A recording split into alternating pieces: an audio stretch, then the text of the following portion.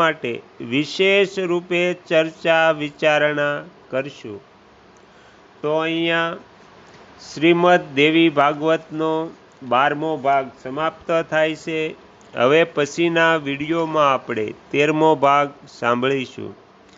તમે તમારો કિંમતી સમય આપી એકાગ્ર ચિત્તે આ શ્રીમદ દેવી ભાગવત સાંભળ્યું એ બદલ હું આપ સૌનો ખૂબ ખૂબ આભાર વ્યક્ત કરું છું અને આશા પણ રાખું છું કે તમને શ્રીમદ દેવી ભાગવત સાંભળવું ગમ્યું હશે.